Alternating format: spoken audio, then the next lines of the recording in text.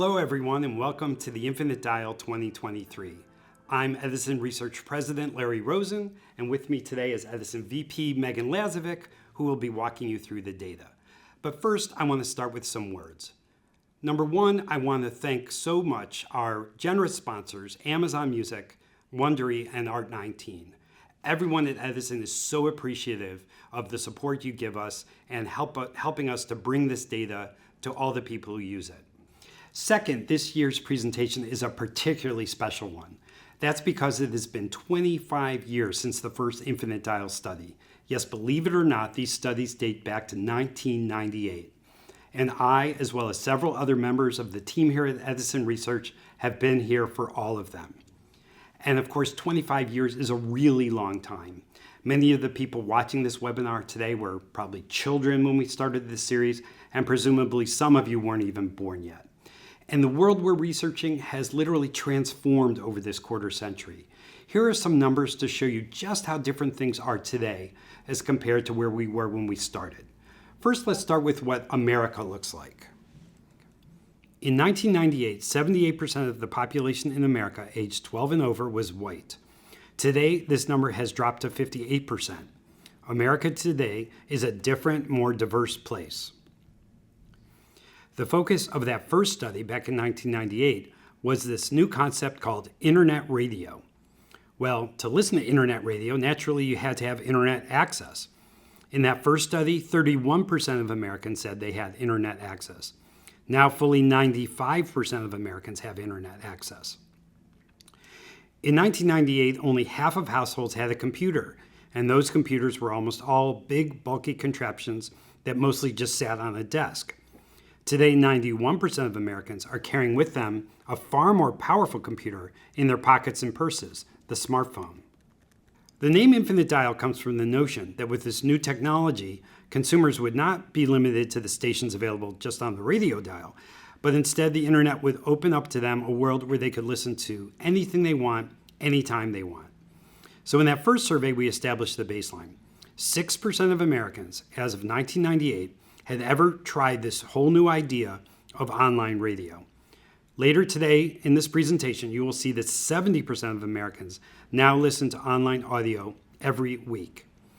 And of course, many of the devices, technologies, and services we'll be talking about today didn't even exist when we started this series 25 years ago. We are really proud of what this annual report has turned into and how so many people use this data to understand these industries. So if this is your 25th year observing this information, or your first, I'm certain you will find it interesting. So with that, I'll turn things over to Megan, who will walk us through all the new findings for this year. Thanks, Larry. I'll echo a thank you to Amazon Music, Wondery, and ART19 for funding this research. If you joined us in our last installment of the Infinite Dial, you saw the ongoing influence of the COVID-19 pandemic on our trends, including seeing usage of online audio hit a new peak, while podcast listening dropped a bit. Here's what we have in store this year. We have the latest ownership estimates on a number of devices, social media awareness and usage, overall online audio usage, and by brand. Then we look at the listening behaviors in the car, and finally, the newest podcast listening measures. As I go today, please drop your questions in the Zoom Q&A box. We have a team of researchers standing by to respond. Here's how we conduct the study. In January 2023, Edison Research conducted a national telephone survey of 1,500 people aged 12 and older, using random digit dialing techniques to both cell phones and landlines. To represent the U.S. population as precisely as possible, we offer the survey in both English and Spanish. We also weight the data to national 12-plus U.S. population figures, so we are taking all of the appropriate steps to create estimates that fully represent America's habits. We'll start with technology. And as Larry said, this is where we get to see truly how much has changed since the turn of the century. I don't even want to think about the amount of money I've spent over the years on the latest gadgets, phones, watches, and audio devices. And I use the word gadget because often a new device does seem like a toy to play with. But we know how the new technology that has been introduced in the past 25 years has led to tremendous changes in American media habits. So while we look at the growth of some of these devices, I'll ask you to consider, is this a gadget or is it a change maker? When we started the Infinite Dial in 1998, we didn't even ask if people owned a cell phone because, well, these devices were not even on the radar as a means to consume audio. It wasn't until the introduction of the smartphone in 2007 that changed everything, allowing people to easily connect to media on the go. And look at this meteoric rise. When we first asked about smartphone ownership in 2009, only 10% of the US population had one. Then we see that percentage shoot up over time, plateauing a bit at 88% 2 years ago.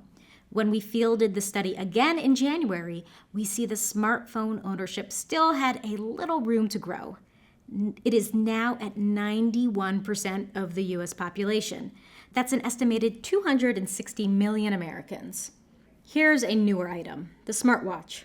We first started measuring these in 2017 when 9% of the US population had one on their wrists. The growth certainly is not as dramatic as we saw with the smartphone, yet we're still seeing gains here. In 2023, 69 million people, or 24% of the US population, now own a smartwatch. That's almost a quarter of the population using a watch with capabilities such as tracking steps, sending reminders, listening to voice commands, and crucially, casting audio to headphones. Is this a gadget or a change maker? There are certainly those who can testify that having a smartwatch has led to healthy new habits. I would say I'm one of them, but I often forget to charge mine. However, I'll ask, if you're a content creator and you know 25% of your audience has a smartwatch, how can you use this device to create a new habit with them? Now, people have been listening to audio on a headset since well before the technology went digital. I remember how much my dad loved to mow the lawn and listen to talk radio on his yellow radio receiver headphones. And of course, the Walkman is so iconic that it was an essential accessory for Courtney, the 80s American Girl doll released a few years ago. But those were both tied to analog media. The Bluetooth headphone is untethered, unrestricted from wires and content type. AirPods, Beats, Bose, and whatever of the moment headphone products are now owned by well over half of Americans, jumping up 8 points in just 2 years from 50% in 2021 to 58% today. An estimated 166 million people in the US own wireless headphones. And speaking of being untethered, the television is an area where many are cutting the cord. That's easy to do when TV itself is connected to the internet. In 2021, 61% of Americans owned a smart TV, and it seems more are investing in this technology of late. Currently, 70% of Americans own such a device, hitting an impressive estimate of 200 million Americans. Now, a big part of my job at Edison Research is on the qualitative side. I've conducted countless in-depth interviews with people about their media habits over the years. And I've got to say, I see some of the smart TV ownership reflected in interviews. When discussing how someone chooses to listen to music or a podcast, I've heard on many occasions people using TV for audio. This makes sense, of course. TVs are often in the center of the household. And since smart TVs are essentially computers, and people use computers to access all types of content, they're using TVs for audio services. So back to my question, gadget or change maker? The smart TV quite likely is the latter. Smart speakers or speakers using voice assistants, such as Alexa, Google Assistant, Siri, and others, have been an exciting story to follow since they were first introduced into the US.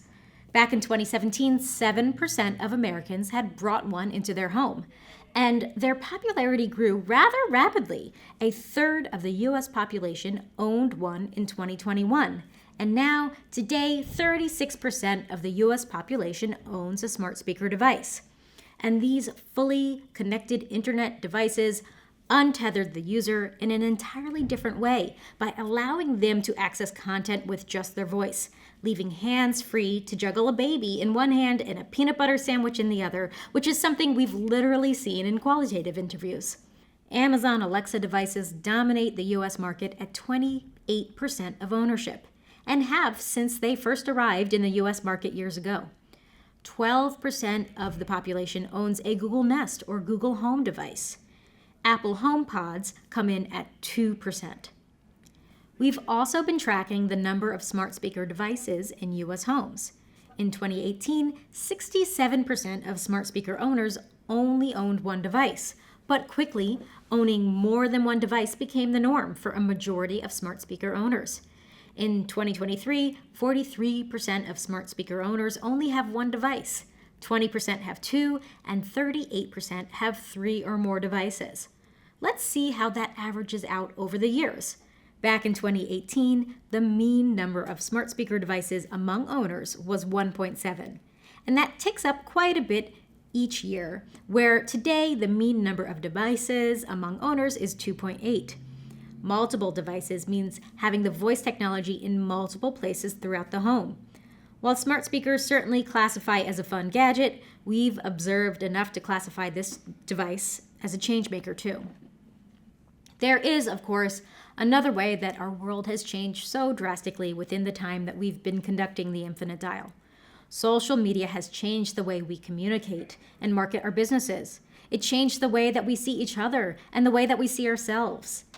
Each year, we ask our study respondents if they are aware of a number of social media brands.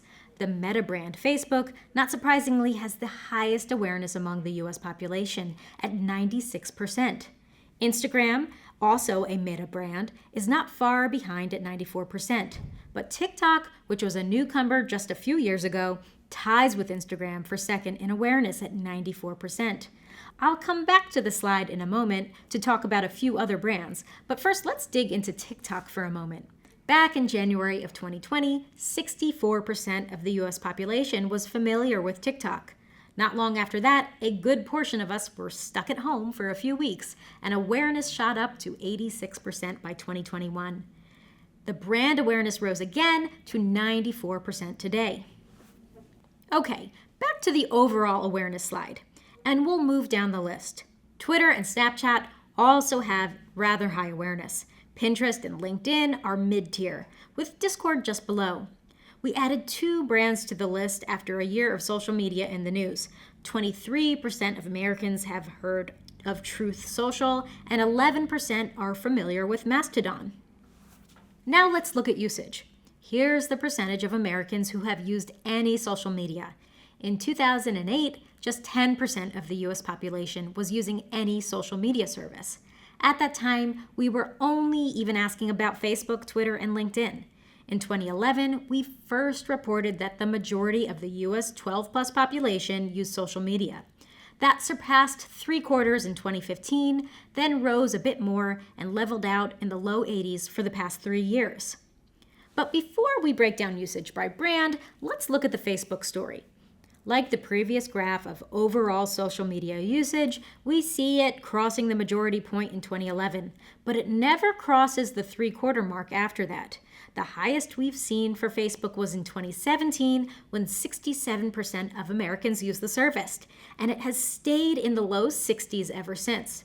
And of course, as social media gained popularity, Facebook has had more competition in the space.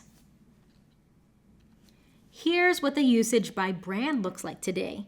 Facebook still has the widest reach, with 61% of Americans 12 and older using the service. The other meta service, Instagram, falls second in line at 44%. TikTok is in third place at 33%, followed by Pinterest at 31%. Twitter and Snapchat tie at 27%, closely followed by LinkedIn at 26%. And here are those new brands we first saw in the awareness slides. Discord is used by 20% of the population, but Truth Social and Mastodon are pulling in much smaller numbers. Let's look at the brands again, but this time add in some previous year data for context. We saw earlier that Facebook has hovered in the low 60s for the past few years. Similarly, Instagram has hovered in the mid-40s for the past few years. TikTok, however, has a more interesting story. With 23% of Americans using it in 2021, many discovering it somewhere between our surveys in 2021 and 2022. We reported 36% using the service in the beginning of the last year. Then it moved down a few points in 2023. This is definitely a subject I look forward to exploring in future studies. Twitter usage is unchanged, which is notable given the changes to the service in the past year. Snapchat is unchanged as well.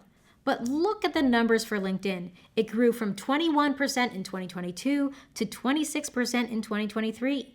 We'll see at least a partial explanation for this growth in the next few slides. Here we see usage by brand among those aged 12 to 34. Over half of this group uses Facebook, currently 55%, which is down a bit from previous years. If you consider that Facebook usage is heavier among those 30 plus, and each year a few of them age into the 35 plus demo, then this trend seems plausible. Then there is Instagram. That gained slightly among this group in 2022, going from 70 to 72%, and it held onto that 72% of those aged 12 to 34 in 2023. TikTok surprisingly fell among this group, from 61% last year to 55% today.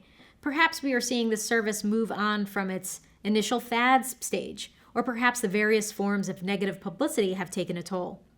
37% are on Pinterest, 38% are on Twitter, over half, 51%, are still using Snapchat. We see a bump in LinkedIn usage from 23% last year to 29% today. That partly explains the stronger overall numbers we saw earlier with LinkedIn. Really strong number for Discord. Look at that, from 26% in 2022 to 42% in 2023. This service came up in a few in-depth discussions in a Gen Z study I conducted earlier this year. It was very popular among gamers I spoke to who enjoyed their Discord communities and cited privacy as a reason for liking the service. This is definitely a brand to watch, especially as security and privacy become a larger part of the social media conversation. Facebook's reach is much wider among 35 to 54s than those aged 12 to 34. Instagram comes in second among this age group and has been in second place for the past 3 years as well. There are a bunch of brands competing for third in line among this age group, but this year it looks like LinkedIn holds that place, jumping from the low 30s in the previous year to 35% in 2023. TikTok, Pinterest, Twitter, and Snapchat usage remain close to what they were in 2022, so no big movement there. However, look at the pop in Discord usage among this age group, from 9% in 2022 to 13% in 2023. Facebook is by far the most popular social media source among those age 55 and older. The numbers don't quite reach as high as it does among 35 to 54 crowd, but here we see the majority of those 55 and older use the service, and has been pretty consistent for the past few years. This is the first age group where we see Pinterest falling in second place. Again, this has relatively been consistent since 2021. Instagram, then LinkedIn, falls in third, also with little change since 2021. Some gain among the group with Twitter, moving from 10% in 2021 to 12% in 2022 and 15% in 2023. Here we see preferred brands, or more specifically, we asked, which social media service do you use most often? Among the total, we see on the top bar here that Facebook has the most preferred users at 46%. Instagram is in second at 18%, followed by TikTok at 14%, Twitter at 7%, Snapchat at 6%, and Pinterest at 3%. Now, let's look at the same question by age. Among 12 to 34-year-olds, Instagram is the most preferred at 31%. TikTok beats out Facebook by 2 points. Snapchat is, not surprisingly, at the highest among this group at 12%.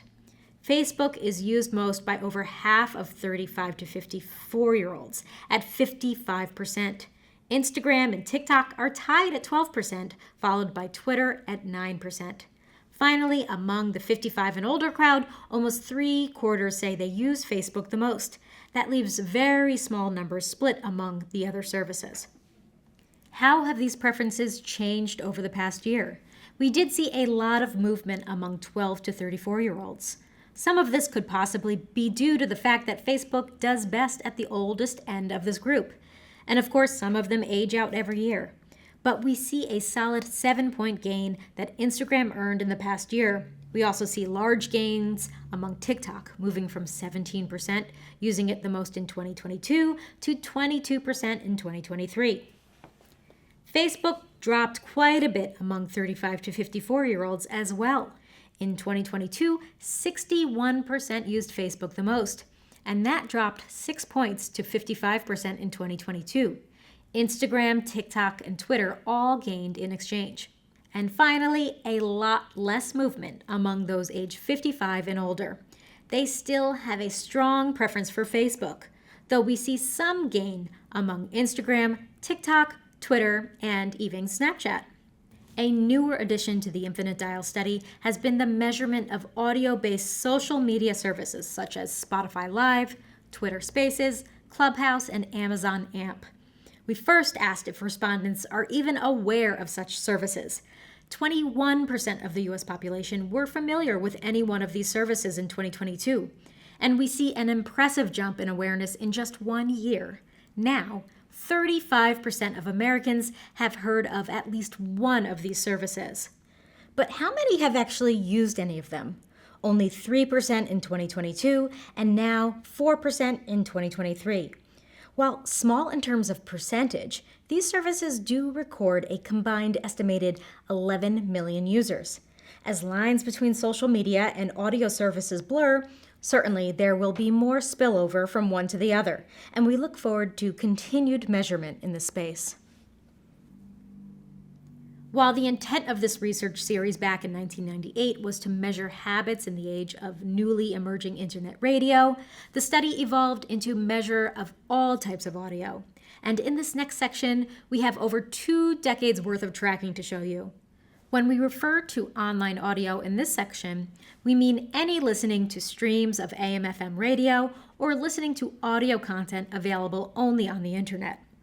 As you can imagine, over the span of the survey, many types of online audio sources have come and gone, yet the overall listening continues to increase among the U.S. population. Here's the percent of people who said they listened to online audio in the past month. The younger age group, seen on the left side of this page, have been listening to online audio in huge numbers for years, and 89% of this group have listened to audio in the last month. But we're seeing gains among those aged 35 to 54. In 2021, 72% of this group were monthly online audio listeners. Then it rose to 81% in 2022 and is at its highest yet this year at 85%. The 55-plus crowd are certainly pulling the average down a bit. It is still notable that more than half of this group, 53%, reported listening to online audio in the past month. And you might mistake this weekly online audio listening trending graph for the monthly listening slide we saw earlier, because really the weekly numbers are almost as high as the monthly numbers this year. If you recall, 75% of the US population said they listened to audio brands in the last month. And here we see that 70% of the US population, aged 12 and older, are weekly online audio listeners. If one has adopted the habit of online audio usage, one is almost certain to have adopted it as a regular habit.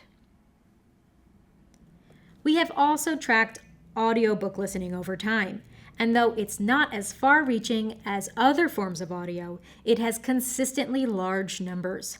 In 2023, an estimated 152 million people, or 53% of those 12 and older in the US, have listened to an audiobook. This is the highest we've seen since we began tracking back in 2015. Here we asked, have you listened to an audiobook in the last year? And again, we see a record high. 35% of the sample reported this recent behavior. As much as we hear people complain about the shorter attention spans in America, 100 million Americans listening to audiobooks might be proof enough that there is an enormous market for long-form audio content. Moving on to online audio brands.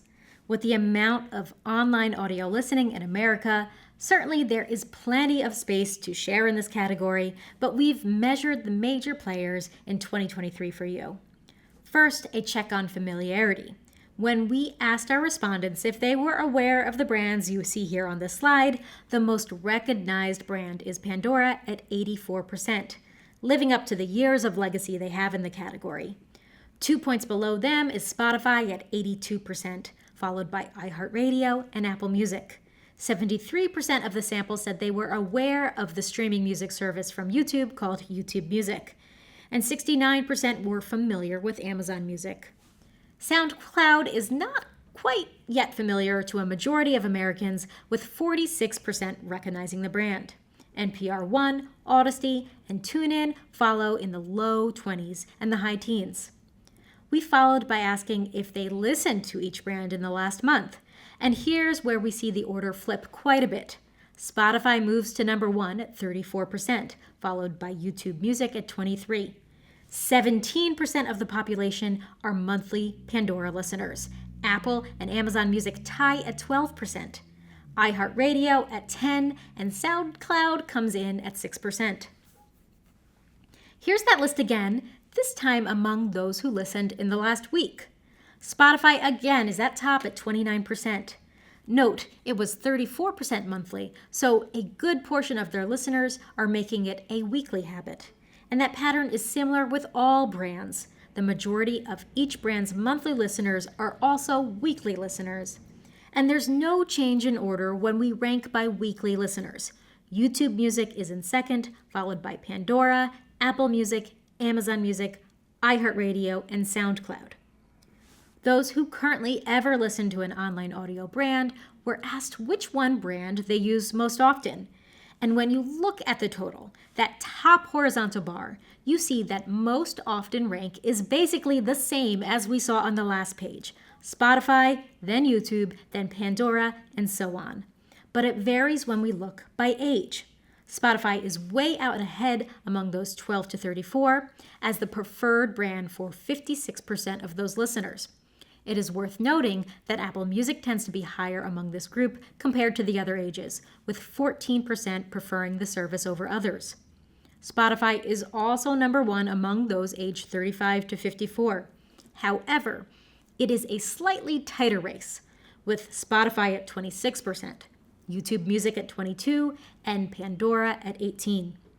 And Amazon Music gets an honorable mention here at 12%, as it gets a larger portion of this age group compared to others.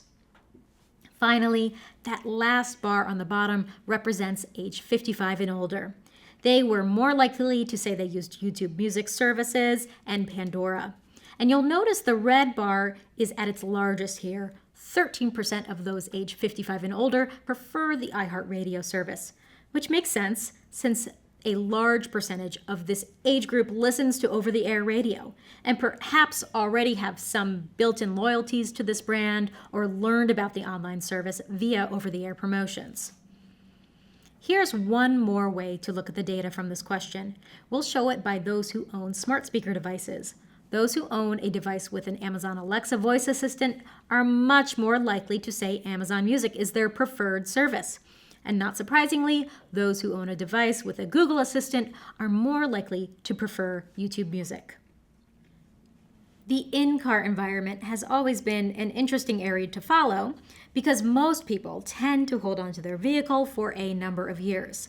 The technology in the car is limited to what you have on your built-in dashboard or what other devices you can bring in the car with you. And as we all know, the technology a person can access will directly influence listening choices.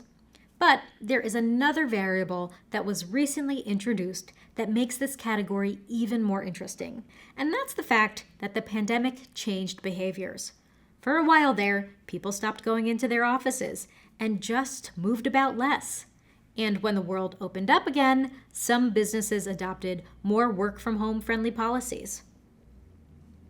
Take a look at this.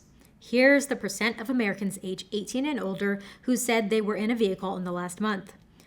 The peak year for driving was in 2017, when 90% of adults had been in a car in the last month.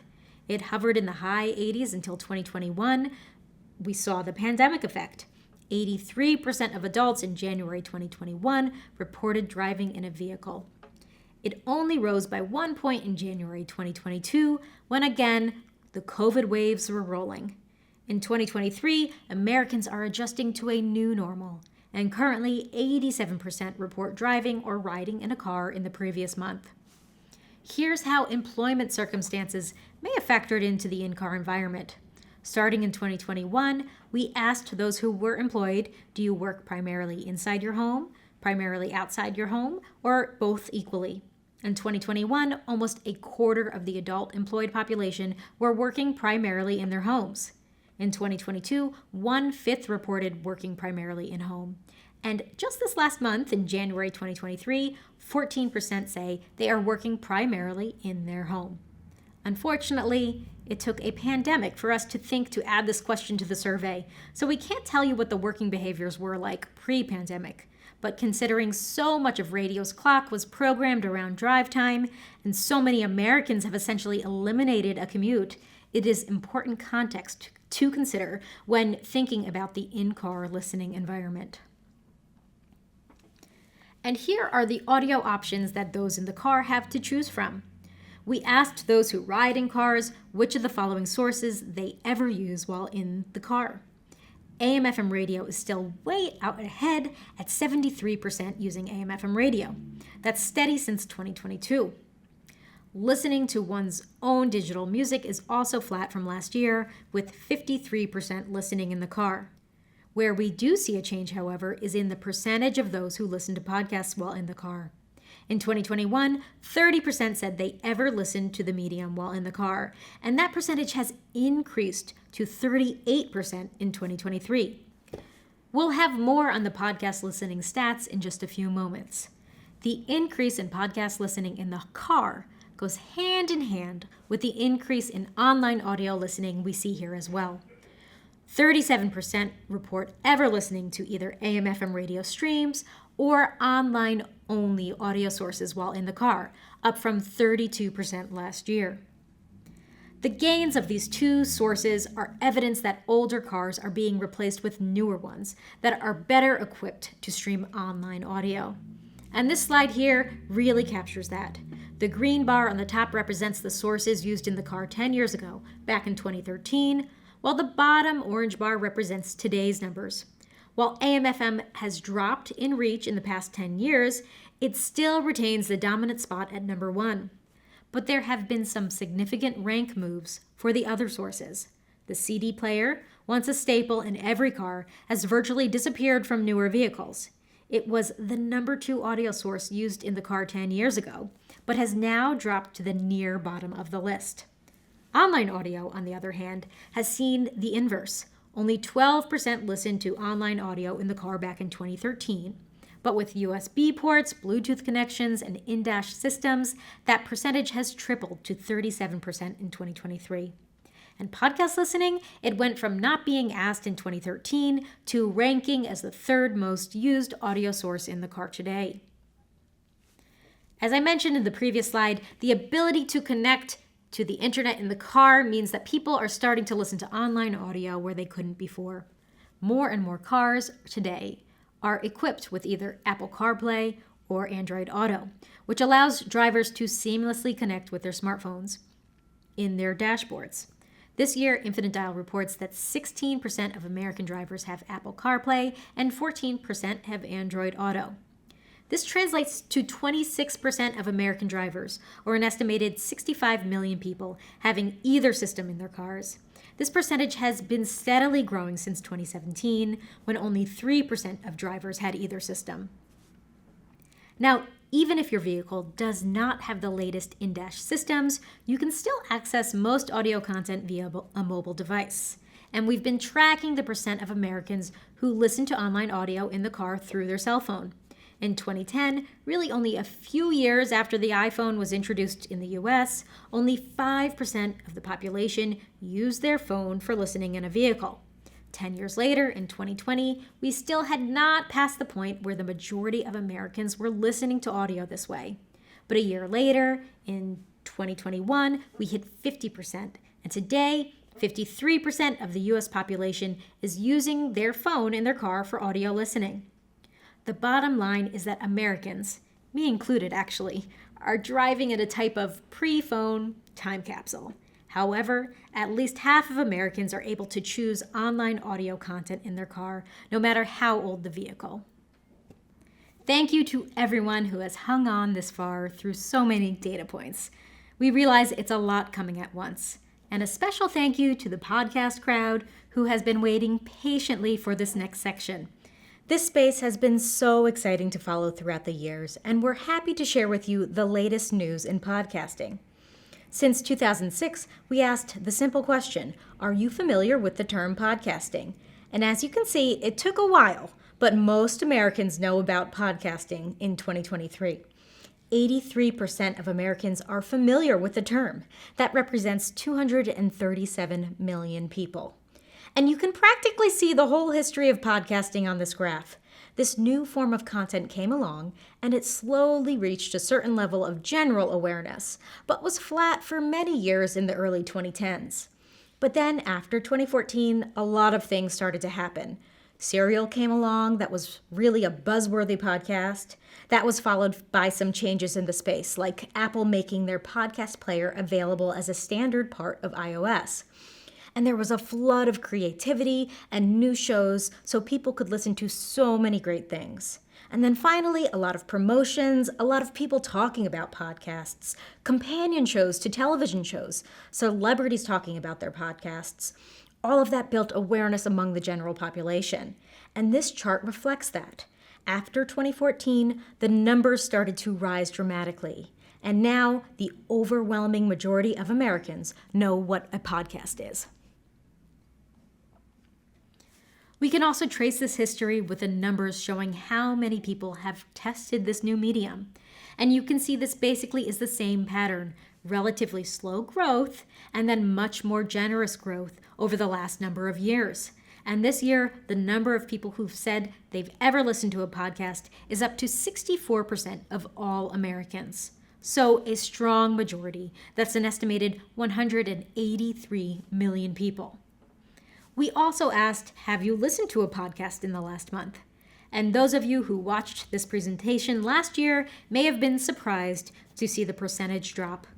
We looked deeply into the numbers last year and feel it was the 2021 numbers that were perhaps a bit revved up by people, especially young people, spending large amounts of time at home due to the pandemic. However, the good news for those in podcasting is that we're back on track. Monthly podcast listeners increased to 42% of the U.S. population. That's an estimated 120 million Americans aged 12 and older. Let's look at the monthly listeners by gender. On the left, we show the percent of men who have listened to a podcast in the last month by each report starting in 2020. And on the right, we have the trending for women. While the male monthly podcast listeners reached a new high at 46%, women listeners are back to 39%, the same reported in 2021. And here's monthly podcasting by age. In 2021, we reported that the majority of those 12 to 34 were monthly podcast listeners. And while it has bounced back a bit, the numbers are now back to close to where they were in 2021. The bigger story here is with the middle generation, those aged 35 to 54. This group has now passed the halfway point, with 51% of this age group reporting being a monthly listener, which is an 8-point increase in the last year. But unfortunately, this story is less rosy when we look at those age 55 and older.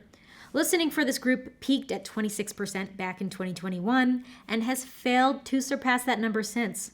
There is certainly great content out there for this generation. The question is, how do we get them to listen? This is an area of research we plan to highlight later in 2023. I'll have more details for you at the end of this report. There's more good news for pod people here. Weekly podcast listening numbers are up strongly. 31% of the U.S. 12-plus population has listened to a podcast in the last week.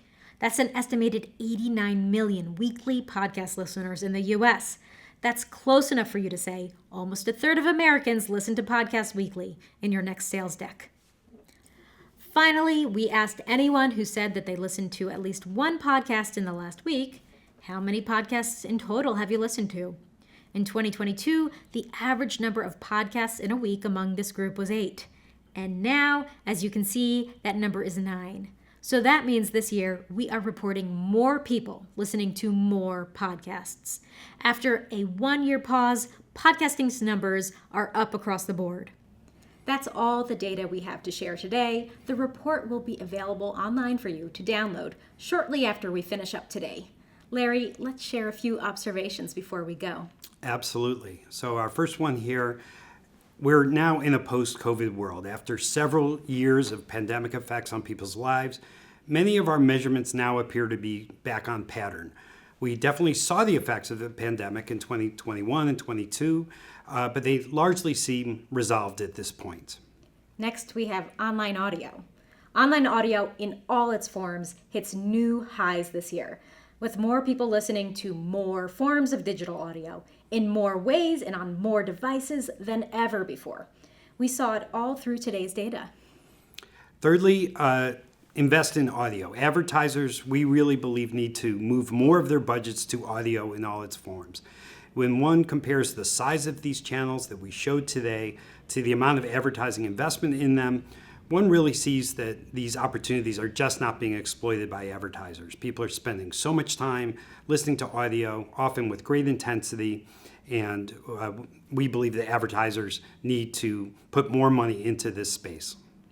Finally, podcasting, after taking a bit of a pause in 2022, is back and hitting the highest numbers ever. More people listening to more podcasts. Podcasting is an increasingly mainstream channel with 90 million listeners every week and an extremely strong history of positive return on investment for advertisers. Here's what's coming up soon from Edison Research. We're presenting the Podcast Consumer and Infinite Dial Report at Podcast Movement Evolutions next Thursday, March 9th. And if you won't be there yourself, look for the downloadable report in the coming weeks. Following that, we have 3 upcoming webinars: Hit Play Boomers, Podcasting's 55-plus Opportunity, the Gen Z Podcast Listener Report, and the annual Moms and Media Report. Look for details on edisonresearch.com or follow our LinkedIn page. We thought a 25th anniversary was worth celebrating, so we ordered a cake for the occasion. This is for everyone who worked on this report this year, especially Nicole Benyamini, Susie Ennis, Rob Farbman, Laura Ivy, Laura Sylvia, Salma Ali, Allison Colon, and Steve Lemma. And thanks to everyone who worked on this study over the years or funded the study over the years. A huge thank you to Amazon Music, Wondery, and ART19 for making this study possible. Cheers to a sweet partnership. That's a wrap. Let's have some cake. Absolutely.